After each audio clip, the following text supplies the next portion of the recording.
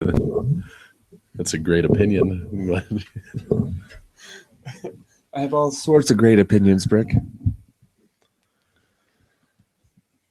Nothing? Nope. Not going to do it. Nope. Not even a little bit? Not even a little bit. All right. Hello and welcome, everybody. You don't own me. Dance, monkey. Welcome to the Lobbycast, the official podcast of Matthew McConaughey in the Lincoln commercials, apparently. Good enough? All right. Okay. Not that this show is endorsed or sponsored by Matthew McConaughey or Lincoln. Nope. Nope. Who else is not sponsoring our show today? Hot Chocolate is not sponsoring our show, although I did have some right before. Crippling Sorrow is not sponsoring our show. You know, even when they are, they aren't contributing much. Nope. Nope. So this is episode 298, Brick. That's 2 away from 300. That is show after next. Yeah. Wow. What are we doing for that? I don't know. You making any plans? Not yet. Well, you might want to get on that. I might. You might. Yeah, I think my boss will be back from vacation that week. Oh, you're thinking about doing it there? No. I'm thinking about how much time I'm going to have to do it. Oh, okay. Yeah. Well, we'll check it out. I actually may have 2 days off that week. I'm not sure. I'll have to get into my schedule, and then I will let you know. Fair enough. So yeah, episode 298. We're getting pretty close. Getting pretty close. So many years of doing this. Yeah, too many. Yeah, that's I mean, we're creeping up on 6 years. Well, you're creeping up on 6 years. Well, yeah. So I'm creeping up on about 2, 3. Yeah. I mean, if we go the strict 52 weeks a year, then that's going to be 6 years on episode 312, 313, something like that. Yeah. We're almost about to start a new season. Almost. We're wrapping up season 5, Brick. Uh-oh. Get ready. Get ready for season 6, which is going to include basements and me and Geoff. At some point I like for it to not include basements. Well, if I could relocate the show and at least the recording equipment somewhere where it's a little more convenient for people and we could get more people here on a regular basis, then it wouldn't necessarily have to be here, but just the Lobbycast studio can exist anywhere. It can. We're low tech. We're pretty low tech. I mean, if it would be more convenient to do it in, say, Will's basement at the round table, I wouldn't be opposed to that. Or, possibly Jordan's basement at the Jordan's Jordan house. Jordan's basement is their main living area because their master's in the basement. And it's true. Yeah, so I don't know. We'll have to workshop that a bit and see where it ends up, because it absolutely does not need to be here in this house. No, it does not. Because I can carry the files on a flash drive and come home and edit and upload and all that stuff no matter where we're at. And you can carry the equipment in a backpack. That's true, but I don't want to keep carrying the equipment in a backpack. True. This setup and breakdown, I'm not all that interested in doing it every single week. That's understandable. Yeah. Anyway, moving on. Actually, I think that just took the place of our news segment. Did it? Because we don't have any real news this week. Nope. Kind of a slow news cycle, Brick. Yeah. Kind of slow. Well, so let's get into the weekly Whatchas. Brick, Um, what you listening to this week? well, per your recommendation, I have been listening to far too much of the Freakonomics podcast. Oh, good for you. It's fun. It is. And it also was the extra push that I needed to quit my job. Really? The upside of So quitting. the upside of quitting. Nice. I listened to that. The next day, I handed in my resignation to the job. Well, hopefully you'll find your upside. Yeah. I know you're trying out at least one thing this week or this next week, whatever. But pretty much I listened to that and Failure is Your Friend. Right. And very complimentary episodes. I know I listened to a few others, but it's been all that's been going on in the car. So nice. There's been a few others, I just can't remember them right now, but yeah. One of them that I do is Should Tipping Be Banned? Right. And I really like that one. It's a good episode. It was interesting. Yeah. Because tipping is kind of strange when you think about it. I mean, it's not necessarily wrong, but it's kind of strange in certain aspects. Yeah, it is. I mean, it's an odd practice, but I'm very, and you too, are both heavily involved in tipping. Yeah. Yeah. I mean, I'm a proponent of tipping. Yeah. I think it's something that you should do because of the general low pay of people that you do tip. And in some cases, they're not even paid, like bellboys or something like that. Sometimes they provide a uniform and that is right. And that's it. Right. But it is strange. I like the point that one of them was making about how in some instances it might even be illegal because of how it could be construed as discriminatory. Yeah. And then there's all the tax evasion. Right. Exactly. Because there's a lot. Yeah. I mean, because it's in certain cases, it's entirely off the books. Right. It's under the table. Yeah. Which, realistically, how it should be is servers, especially in restaurants, I'm just saying, should be paid a decent wage, a living wage, and the prices of the food should go up. Yeah. That's how it should be, because not everybody is a good tipper. And so, in fact, most people, I would say, are not good tippers. It depends on where you are. Yeah, no, I mean that's true of my current place, less true of my last place. Sure, yeah. So it depends on where you are, but you have to look at that. Whereas these servers could be making a lot more money in a certain place where tipping is heavily induced and people do it a lot more and they do it more generously, or they could be really close to the poverty line if they're in a place where people really don't tip that well.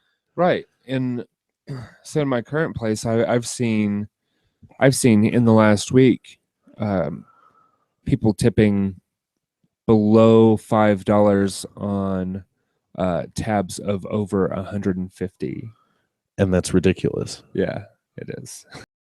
The tab of $150, the tip should be somewhere between $20 and $30. Yeah. For, just basic tipping. Yeah. And that's just basic. That's not even what would be construed as generous tipping. Right. That's 15 to 20%. Yeah. And they're tipping $5. That's ridiculous. When the server is making what, $3-4 an hour. And the problem is like in most places when you take the servers have to then tip out a portion of their sales to the bar. Okay. Is there a hostess or something that they have to tip out to as well? No. Okay. No, it's just the bar at the current place. But and not often, but often enough, if you look at the sales for that table, the server owes more than what they were tipped on that table. Yeah, which sucks. Yeah. So, and it's because then they are paying to wait on people that are not going to give them any money. Yeah. Yeah. So like they're paying to do their own job. Yeah. Essentially. Yeah. They're not getting paid anymore. And what a racket that would be. What a racket that would be. Yeah.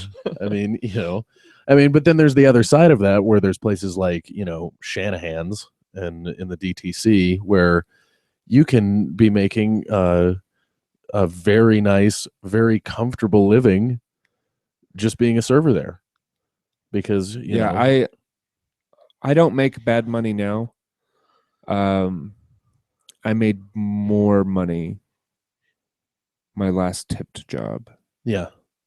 I mean, you look at like Shanahan's because I was talking to one of the servers there. Yeah. And the last time I was there, which was like a year ago, but she, on average, the ticket for a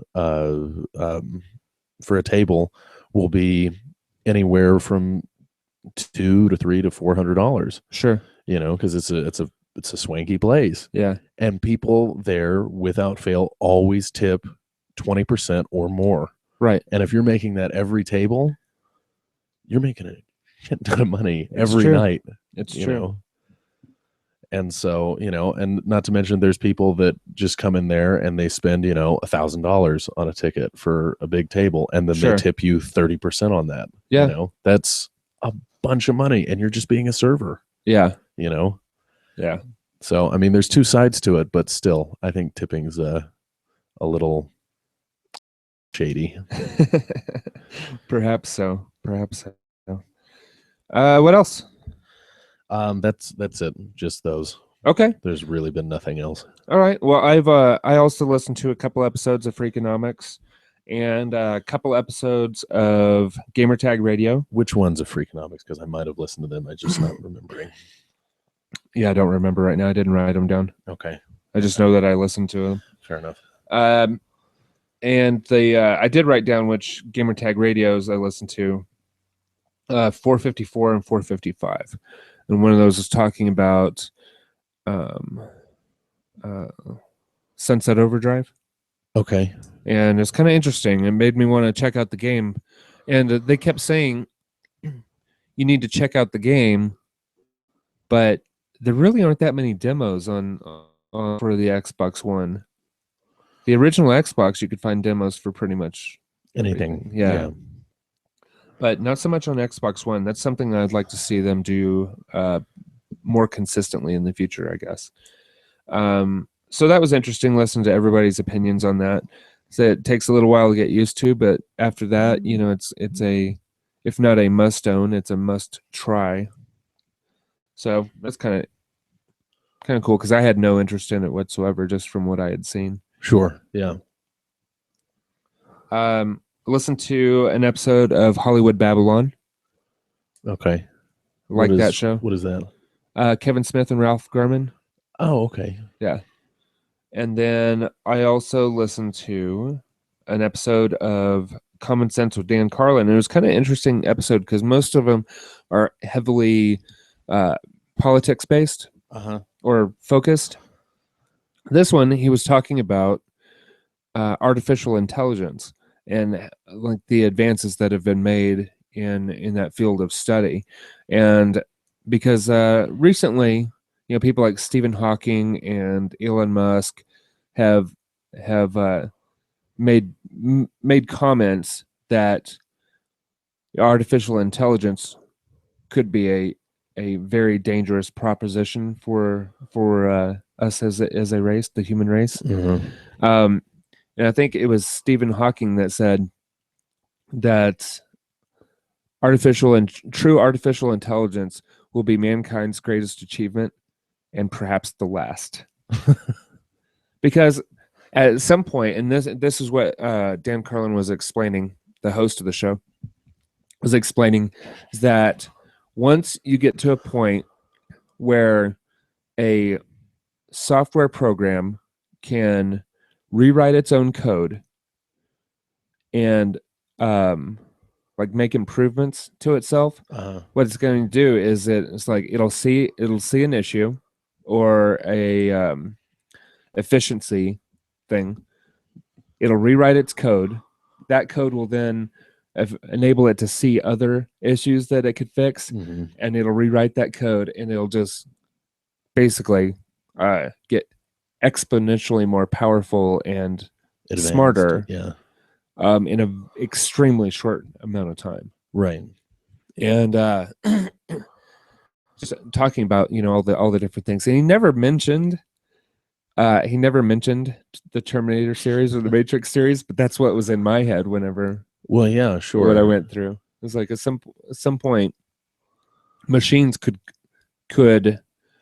achieve relative perfection on their own, and another point that was made was that most people, regular human beings, think of the difference between how smart artificial intelligence will be and how smart people are is the difference between a not smart person and an extremely smart person. And the point that was made was that no, it's like the difference between species. Like the wolf doesn't understand how a gun works, doesn't understand the manufacturing process of a gun, or how all of that works. It's like computers in a very short amount of time, if they chose to design weapons, would be able to design weapons that humans could not conceptualize or even conceive of how they work. Whoops. Is it? Yeah. But that makes sense. Yeah. That it's going to take off in a direction that our brains just don't process.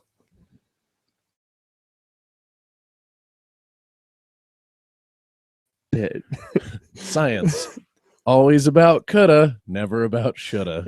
Science, go home. You're drunk. Yeah, like that reminds me of a Patton Oswalt bit where he was talking about science always about coulda, never about shoulda. Like he was, and what made him talk about it was an article about a 67-year-old woman just had a baby. And he's like, and the focus of this article was not the focus of this article was how amazing this was, how that is in defiance of nature and God and everything. Like what's the father going to explain to his son when his son's 12, 13, ask about the birds and the bees? Like, well, son, it pretty much I looked at my beloved and decided to throw myself on top of her like one pile of laundry on top of another pile of laundry. And he just keeps going. It's far more inappropriate than that as it continues. Right. But and then it's just like, science, we made cancer airborne and contagious. You're welcome. It's like, I mean, I love science, but for God's sake, sometimes you just have to slow down. Yes, indeed. Yes, indeed. Let's see. I think that's all that I've been listening to. Brick, I know you've got a very exciting what you're watching, so why don't you let us know all about it? It wasn't as exciting when I wrote it down. Oh. I mean, because I realized that I didn't really watch the two main television shows that we both watch. Oh, sure. So it's still kind of there, but I had Parks and Rec on in the background for certain things. I did visual wallpaper. Yes. Wallpaper. Yep. Wallpaper. I did Portlandia, did a couple more episodes of that. How's that? I mean, it's Portlandia. It's still there. It's still kicking around. But they added the 4th season to Netflix, which is nice. So okay, I can add that into my rewatch. Nice. Rewatching True Detective. I think I watched an episode of that this week. It's a great show. Yeah, it's really good. I don't know what this exactly says about me as a person, but I find myself having far too much in common with Rustin Cole. Yeah, that's not a good thing. Like, whatever. I'm sitting there and I'm listening to like the things that's coming out of his mouth, just these like dark and depressing and just it just makes you. Is that the real reason why you dressed as him for Halloween? No. But well, you didn't dress as Rustin Cole. I dressed as Matthew McConaughey in the Lincoln commercials, right? Which it's different. Yeah, more amusing, less depressing. But like I'm just that's like arguable, Brick. Well, it's more amusing because it's more ridiculous. Yeah. At least to me, because I'm looking at Rusty Cole, I'm like, and he's like saying like all this like terribly dark stuff, and I'm like, yeah, you got a point. What does it even matter? Yeah. I'm just like, oh, like I get finished with an episode and I have to like go and have like 30 cigarettes because I can't. To bring me back to alkaline, So I watched that. I really wanted to do like a one day watch all 8 episodes, but I now realize that is mentally impossible. Right.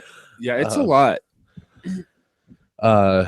And then I watched something that always makes me so happy, and I'm going to be so sad when it's over, which is the Foo Fighters Sonic Highways. So I love that show. It's awesome. Cool. They were in Washington, D.C. for the episode that I watched. The latest episode, they're in Nashville, and I haven't watched it yet. Because it's one of those shows that I always find myself saving it. Until the very last second, like until like I know I'm going to have another one loaded up in the DVR soon. Right. Because I don't want to go a week without it, even though I'm going a week without it anyway. Yeah. But it's awesome. I mean, like they were talking about these bands, the Bad Brains and Fugazi and like Scream and what was one of the other ones? Minor Threat. All these like punk bands I used to listen to Minor Threat when I was in high school. Yep. Yeah, like all these punk bands that came out of DC in the late 80s and 90s. Yeah. And I've got a Minor Threat song playing in my head now. Do you? Yeah. And Dave Grohl was a massive fan of Scream when he was a younger lad. Yeah. Like that was his favorite band of all time, and he got an opportunity to be their drummer, and he was the drummer of Scream, and he was just talking about how it was awesome because he was like working with these guys who he considered legends and everything like that. Was he in Steel Dragon? Maybe. I used to have posters of these guys on my wall, and now I'm one of them. And now I am one of them. But that show, I mean, because last week or in the week previous where they were in Chicago, they talked a little bit about Nirvana because they were in the studio where they had recorded In Utero. Yeah. And it's just interesting to think about. Nirvana only had like 3 studio albums, and Dave Grohl is one of the most talented musicians I think I've ever seen in my life. And it's interesting to think about. He might have never realized that full potential had Kurt Cobain not killed himself. I mean, it's kind of tough to say, right? Yeah. Because, I mean, he was an integral part of Nirvana, but, he wasn't as much of an integral part like he is for the Foo Fighters. Well, and after, what's his name? Chris Novoselic? Yeah, he was a guitarist for Nirvana, and went on to be the guitarist for the Chili Peppers, right? And he's been amazing in the Chili Peppers. Mm-hmm. Yeah, and so I mean, that almost sounds like a Freakonomics episode in itself. Yeah. Was Nirvana holding Dave Grohl back? Was, because I mean, Nirvana was one of the greatest bands of all time. A lot of people consider them to be. And I never really was a fan until after Kurt Cobain died, and then I started listening to the music. Well, and if you look at their work, their first album was really good. Yeah. What was Nevermind was one of the albums to ever have been. I've got a copy of that. Yeah, to ever been put on the planet. And then In Utero was kind of underwhelming. Yeah. And so you wonder, where would they run right after that? Up or down? Would they have continued going down? Was Nevermind just a fluke? Incesticide was the first one, right? Yeah, I think so. But was Nevermind just a fluke? That it was just this amazing album that was incredible? That's a tough question. Although I will say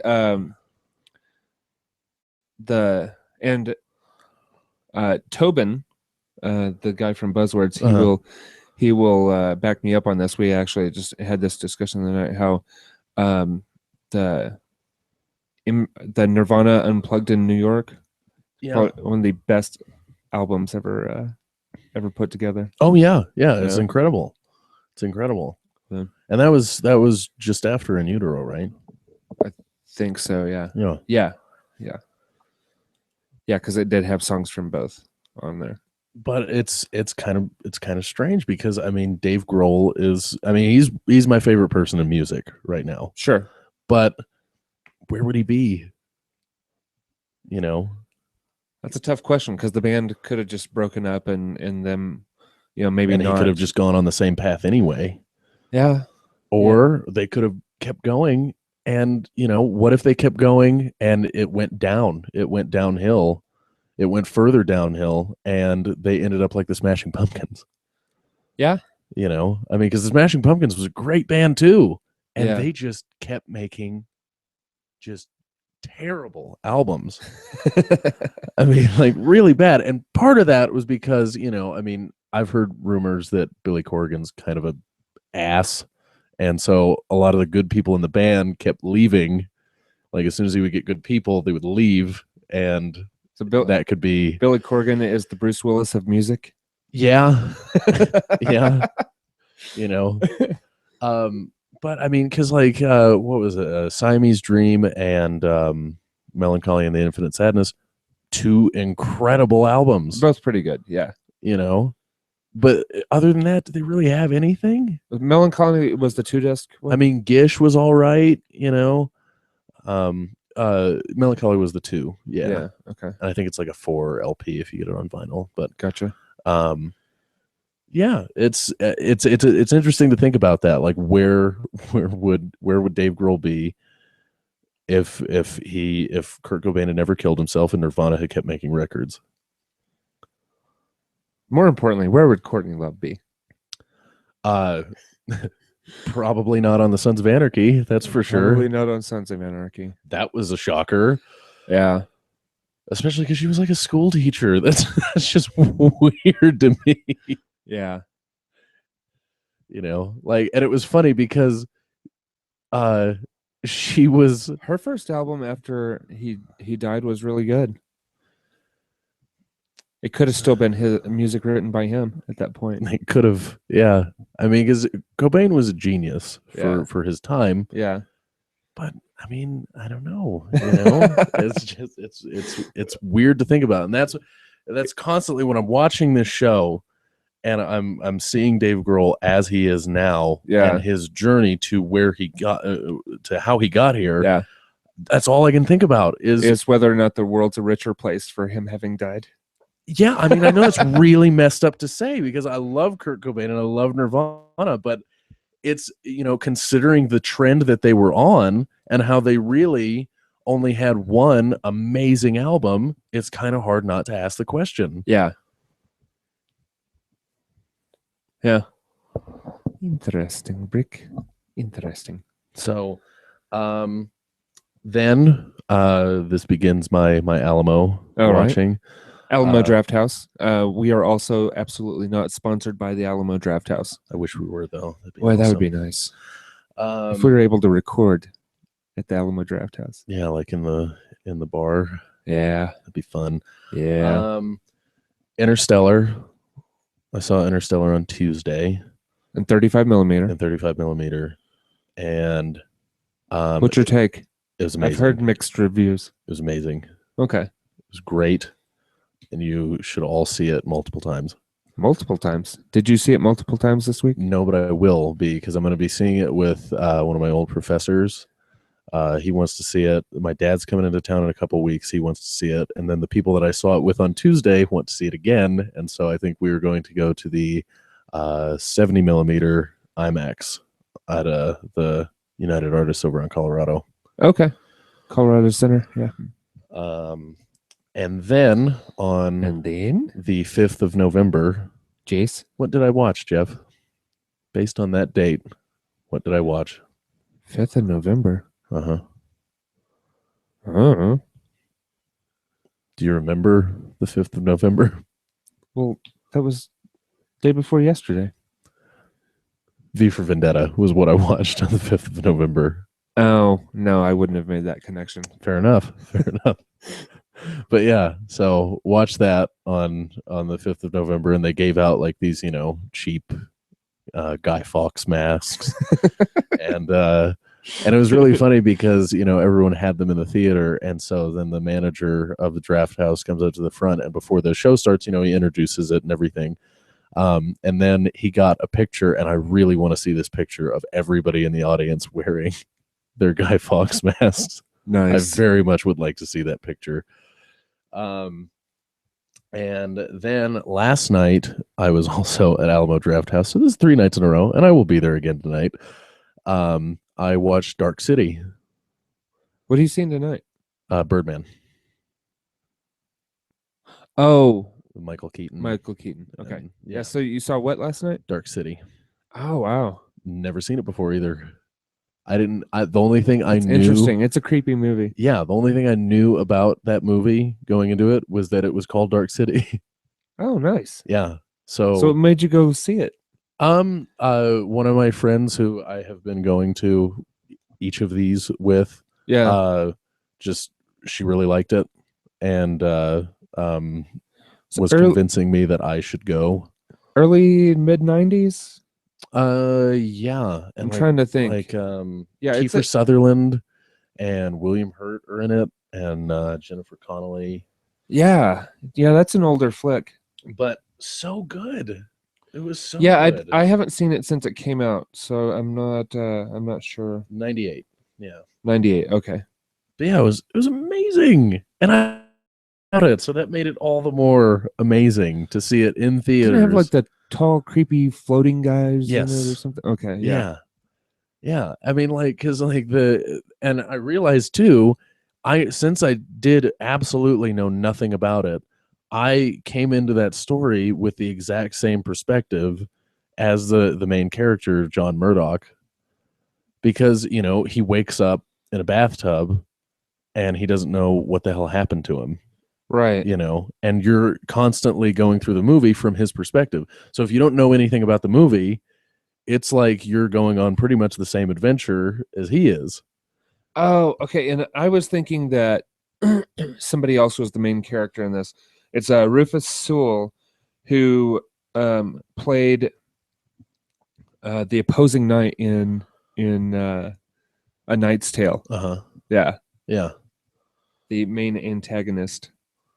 But yeah, I mean, I was really, really impressed with it. And so I'll be back tonight to see Birdman. And then on Sunday there's a South Park sing-along. For Bigger, Longer, and Uncut. Yeah. Yeah. South Park sing-along on Sunday. That's awesome. And then on have you been practicing Blame Canada? Oh, I know all those songs already. Okay. I've seen that movie so many times, it's ridiculous. And then on next Friday there is a Serenity quote along. Wow, Serenity, huh? Yep. Stop it, Geoff. Stop it right now.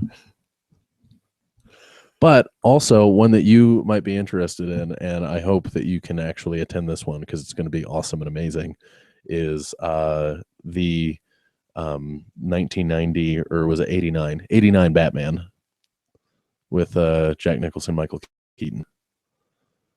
Was that Batman or Batman Returns? That's Batman. That's Batman. So it's 89. Yeah. Okay. But they're doing that on the 23rd.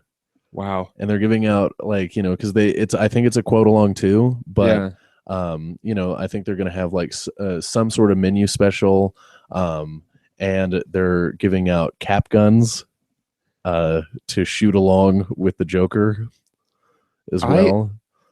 I'm really wondering if the Nolan Batmans have ruined the Tim Burton Batmans for me. I don't know if I can go back. Well, this would be a good way to find out. Yeah, because it's in theaters and you'd be with a whole bunch of group of people and everything. Yeah. It's not a pure experience, though. 23rd. That's a community experience. 23rd. Okay. 23rd. All right. Do it. I'll have to check my schedule. It's gonna be fun. All right. But yeah, that's it. Okay. That is the extent of my watching list. Excellent. So I watched Walking Dead, and this most recent episode, and I'm not going to spoil it for you, Brick, but this most recent episode is all Beth. I kind of figured it would be. Yeah. And there is a, you know, a character comes in the last like 5 seconds of the episode, another character that we know, but otherwise it's Beth and an entirely new group of people. Wow. Okay. So it's kind of interesting. It's another one of those groups gone bad type situations that we've run into before. So. Huh. Yeah, I'll be interested to watch it. I'll probably watch it when I get home. See, like, what was the little towns? If it weren't for the governor, it would have been probably an okay place. Something Berry. Oh, Woodbury. Woodbury, yeah. Yeah, the Terminus started out good, but slowly became something else. Yeah.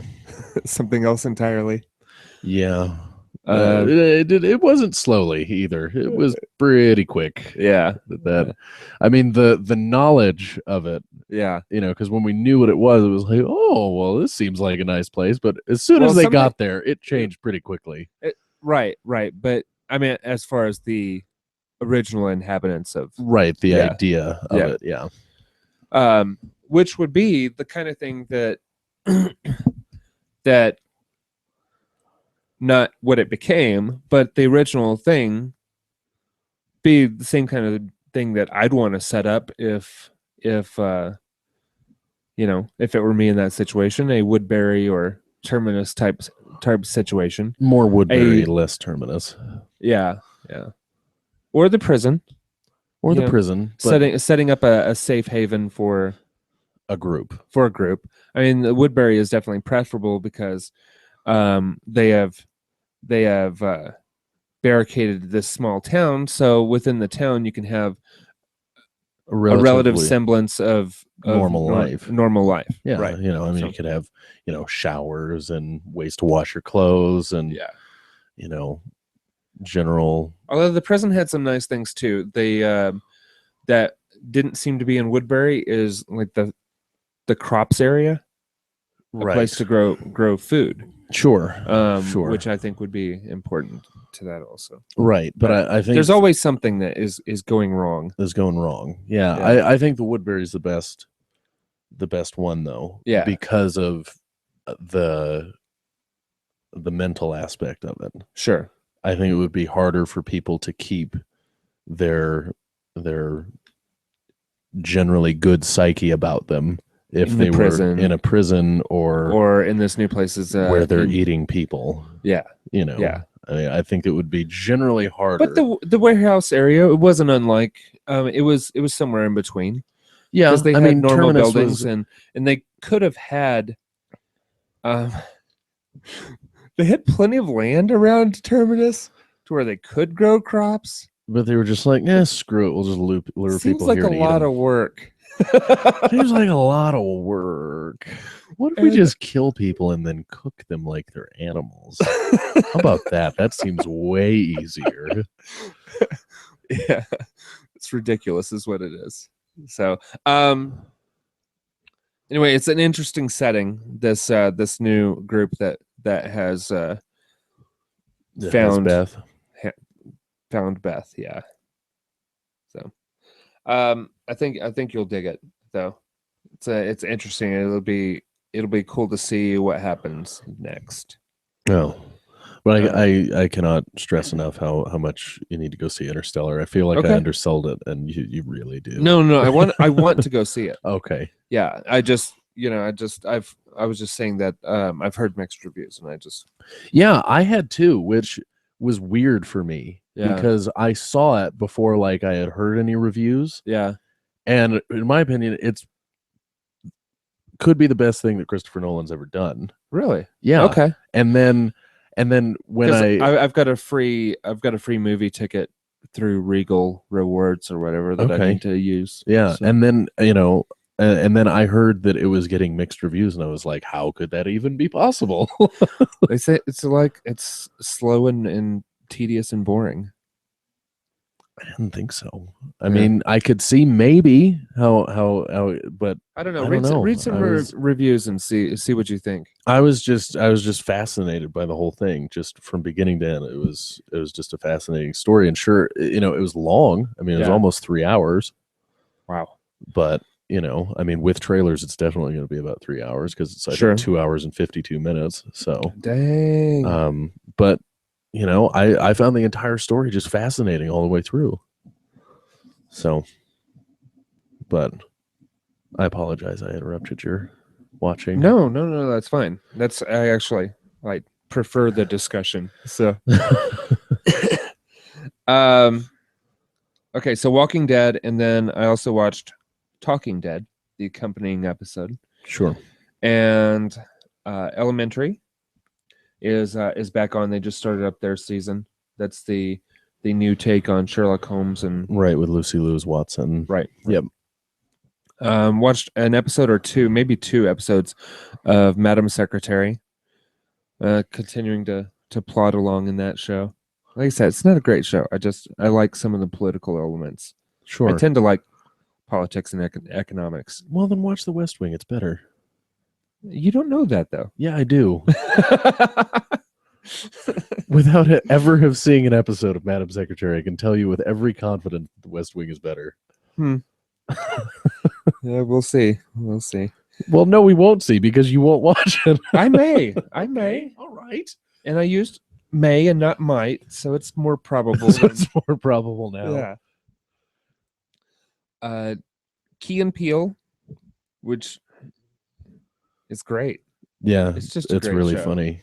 It's really funny. And I really what episode did you watch? Was it this past week's? Because I don't think I've seen that one. I think it's the most recent one that I've seen. What happened?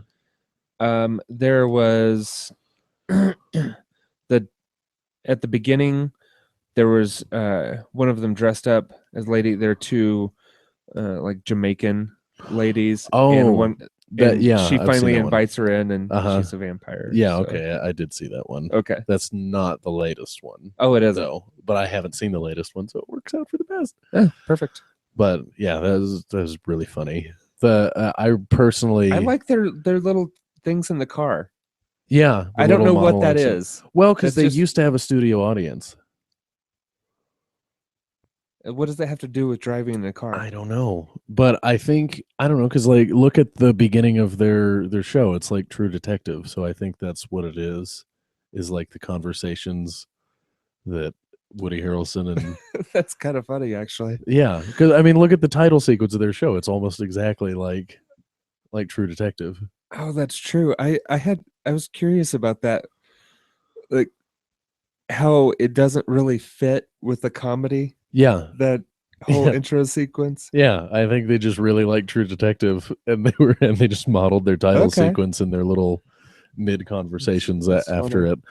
But yeah. Speaking of True Detective, do you think the Fargo TV show is going to do different cast? To do that, yeah. Oh yeah. I mean, they ended. last year. Yeah. How could they? So I'm just further? wondering how it's a series and not a mini series. Well, it's in the same way as American Horror Story is. Right, but they consider American Horror Stories a miniseries. Did they consider True Detective a miniseries? I don't know. Because I didn't think they did. Because they were. Because in the acting category, McConaughey and Woody Harrelson were in drama. Yeah, they were in the same category as Bryan Cranston and Aaron Paul. Right, but I think American Horror Story won for best miniseries or something like that. Didn't they? I think so. But True Detective was the same model. Yeah, it's weird. I don't know. Oh, there's a bit of news, I guess. What's that? That I found out about. You might have posted this actually, that American Horror Story might actually be all connected together. Yeah. That the showrunner was thinking that there's some ties. Yeah. That it's, and like I think it was the Nerdist that was saying it, and so their guess was that it was like each season is a circle of hell. I don't know. Yeah, for the maybe characters. That'd be interesting if that's how it turned out in the end. But that would also mean that we would have another 5 seasons. Of this. Yeah. One of the characters in the current season, talking to another character, and it's like something about how they're all going to end up in the asylum. Yeah. Or in and one of the characters in Freak Show, I haven't seen any episodes, but one of the characters in Freak Show was also an asylum. Most of them. Yeah. So you don't know. It's kind of weird. I'm curious to see. Well, not the characters themselves, but the actors. Right, but the actors. Yeah. But yeah. It's strange. Yeah. It's a very weird show. But anyway. Yep. You haven't watched any of Freak Show? No. Yeah, you need to get into that. Yeah. Dude. It's a good season. It's a good season. Yeah. Maybe you should slow your roll on all your rewatches and watch an actual current television show. I am. I'm watching The Walking Dead and Sons of Anarchy. All right. Well, I can't fault you on that. And okay. Yeah, Sons of Anarchy was the other one that I was going to talk about. Okay. So. And that one's you're not up to date on that one? No. So stuff happens. Some things. I'm just gonna ask, is Jim dead yet? Huh? Is Jim dead yet? No. Does Jax know? No. Okay. Well then. Yeah. Okay. It's funny. I was chatting back and forth with my friend Katie last night, and she said her perfect ending to the show would be Jax's kid, the older creepy one. Oh, Abel killing Jim. That'd be really messed up, but that'd be really funny. Wow. I wouldn't see it coming. Yeah, I mean, I would now, but I would have never. Yeah. She said that kid's a trench coat waiting to happen. Seriously, God, what's up with that kid? Yeah, like he's gone through some stuff and some things, because he basically heard Jimma confess to killing his mother. Well, yeah, to his younger brother, comprehend stuff yet. Yeah, he's he's a trench coat waiting to happen. Yeah. Agreed. That's very true. It's a very blunt way of saying it, but yeah. Yeah, and then I had written down Blacklist, but I don't think I actually watched it. I think that's from last week. Okay. I watched it. So I watched I guess I forgot to mention I watched the Daily Show and the Colbert Report. But that's as per usual. When is that over? Colbert? Yeah. At the end of the fall season. So like in December. And then the Minority Report starts up. Yeah, the Minority Report with Larry Wilmore. Yeah. will take its place, which I'm excited for. I like Larry Wilmore. And Colbert's taking over late night, right? No, the Late Show. He's taking over Letterman's job. Oh, okay. Yeah. Late night was Jimmy Fallon. Yeah, late night's Jimmy Fallon. And it is Seth Meyers now. Seth Meyers now. Late night, which is not great. Not that I mean, I only watched the first couple episodes, but it was It's not really good. terrible when I did watch it, so I Yeah. didn't continue on. I love Fred Armisen though, which is I like sad. Seth Meyers and Fred Yeah, Armisen, I like both of them. but the Late Show, it's pretty awful. Well, the late night's pretty awful. When I watched it, oh, there's another one. I'll mention something else that I watched that I just remembered. Okay. When I watched the late night episode, the only part of it that I liked was Fred Armisen. But it was so uncomfortable with everything else that Seth Meyers was doing. Maybe he's gotten more into it. Hopefully. Well, no, because the ones I had seen are more recent. And it was pretty awful. Yeah. I only picked him up because of who was guest. Oh, okay. And I don't even remember. Yeah, I mean, I liked Fred Armisen in the show. But Jimmy Fallon, I don't watch a lot of it, but it's better, consistently good. Yeah, I don't watch a lot of it either, but whenever I catch a glimpse of it here and there, which is funny really because he was much worse on Saturday Night Live. Yeah, Seth Meyers and Fred Armisen were both better than Jimmy Fallon on Saturday Night Live. Yeah, Jimmy Fallon could always be counted on to laugh at his own break jokes. Character or start just laughing. Yeah, and not being able to deliver his lines. I mean, there was certain things that I really did like him in, like the Barry Gibb show. Yeah, that kills. Oh, that's about the only character that he could maintain consistently. He did break a few times, but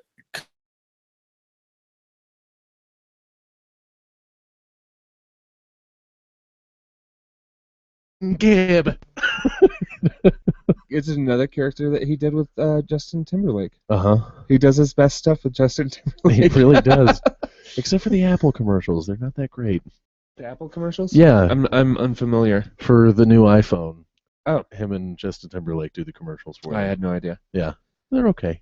They're just okay. Yeah. They're not that great. Yeah, I like the history rap stuff that they did. Mm-hmm. The other thing that I did watch, it reminded me since we were talking about all this comedy stuff. Comedians in Cars Getting Coffee. Okay. Jerry Seinfeld. Yeah. They I heard just started some Jerry Seinfeld stand up on the radio the other day. Okay. Yeah, they just started season 5. Nice. And so I watched it with Kevin Hart was the first guest. To be Jerry Seinfeld, God.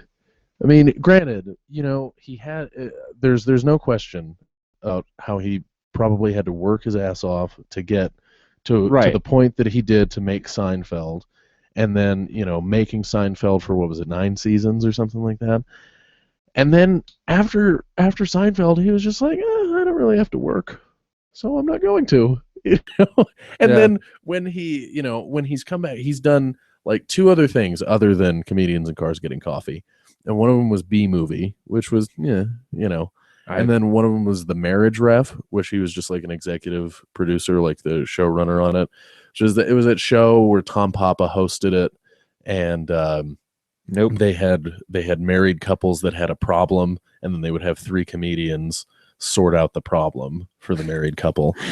I kind of like the premise. Yeah, the premise is great, but it really wasn't that great of a show, and it didn't last very long. Well, because comedians historically have lots of problems. Yeah, generally. But then the most success that he's had, the most successful show that he's had since Seinfeld is Comedians in Cars Getting Coffee. And it is the laziest premise for a show you could possibly think of. Is essentially, I feel like getting back out there, but I'm just going to stick a bunch of GoPros in these fancy cars that I want to drive and go pick up my friends and have coffee with them. And then we'll cut the best stuff that we talk about and put it on Crackle. It'll be great. It's a Crackle series? Yeah. Oh, that's funny. I have Crackle. I'll have to. Which is funny because episode of season 5, he's going to visit the CEO of Crackle, and it's Michael Richards. Oh. And he goes and he visits him, and he's like, Jerry, we love what you're doing here. It's great. We can't get enough of what you're doing. But we have to eliminate Snap and Pop. He's like, I'm sorry, are we talking about the cartoon cereal box characters? Yes, we either have to eliminate them or go down with them. It can only be Crackle. It's ridiculous, but Yeah. it's pretty funny, you know. But yeah, I love that show. It's great. Cool. And most of the episodes are 15 to 20 minutes. Okay. I mean, they're not long, so you Right. can burn through all the seasons real quick. Okay. Gotcha. All right, so yeah, that's it for what I've been watching. What you playing brick? Let's see. Madden 15? Nothing. Nothing. Yeah, because like zero, because I fixed my Xbox Live, but then I've been busy during the time that I would normally play my Madden games. Yeah, and by busy I mean at the Alamo. So right. So it hasn't been in the front of my mind, and I haven't played them. So they've just been I can't advancing. wait until they open up this other one close to me. Yeah. Yeah, you're not the only one. I've talked to a couple other people that live around it's here. Such a long haul to go down. Basically, it is 15 miles from where I live. Yeah, it's between 14 and 15 miles from where I live. All right, to give you an idea, of why you're lazy is in Denver traffic. Okay, all right. That's 45 minutes to an hour to get there. Just bear with me. I'm not saying that you necessarily are, but I'm saying be in comparison, because the person that I have been expletive brick. The person that I have been going to all these movies with, lives in Westminster, and she goes to the Alamo way more than I do. I go a lot. She's the one who's crazy, who really could benefit from the one opening up. Oh yeah, yeah. But I mean, she is there constantly. That's interesting. And she lives in Westminster, so it takes her far longer to get down here than it takes you. Oh, 14 miles. Yeah, I just looked it up. It's 14 around, miles from I think here. I think it's about 30. Which means, it's gonna be 26 to 30 miles for her. Mm-hmm. Crap. Like, for example, does she like sitting in traffic? Is she a Lyft driver? No. But for example, on Sunday, we're doing. I'm not doing there's a vampire brunch, and I can't remember what movie they're showing. But anyway, she's doing that. I didn't want to. She's doing that, then going home, then coming back for the South Park sing along. Okay. All right. Yeah. You're lazy. She is dedicated to her craft. Apparently. That craft being driving in Denver traffic. Yeah, because I mean, I go as much as I can. Sure. You know, but I live pretty relatively close to it. You know, I mean, like it's not the closest theater next to me, but it's not, because that one would be the one across the street, right? But it's not 30 miles away either, right? And she's there constantly, like every time, because we're me and her and a bunch of our friends are in a group. It's called Alamo Draft House Addicts, and she's always posting in there and trying to get people to go to the Alamo to see all these different movies.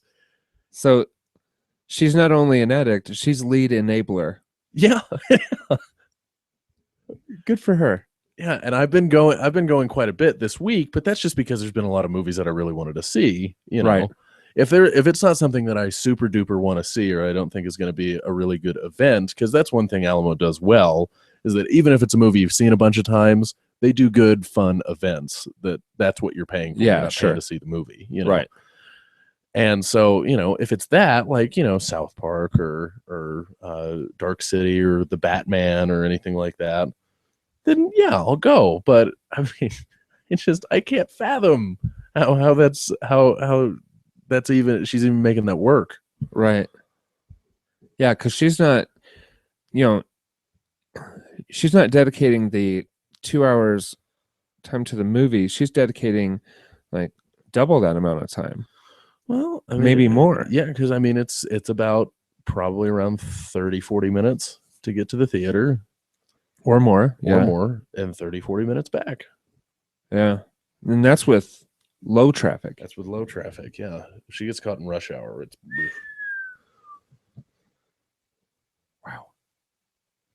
Wow. Yeah. I do really like that you can go online and buy the seats you want. Right. I'm a big fan of that too. Pretty cool.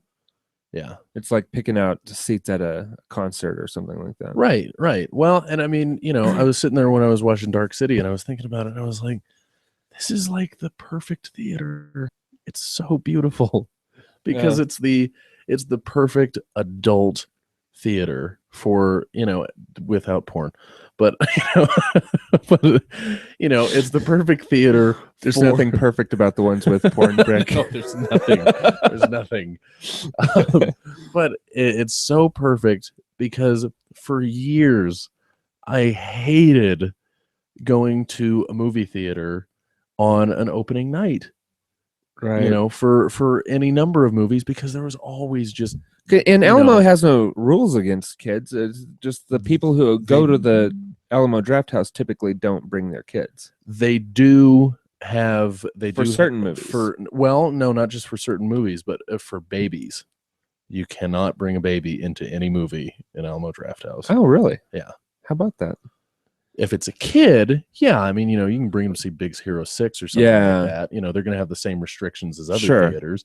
But, the no talking rule is still in effect. So if the kid no talking rule, for those of you who don't know Alamo Draft House, it's really for people who love movies. There's no talking, no cell phones, no texting, nothing. It is sit, be quiet, watch the movie. And eat your food. And eat your food. Drink your drinks. Eat your food, drink your drinks. Don't talk, don't text. What are you there to do? You're there to watch the movie. Yeah.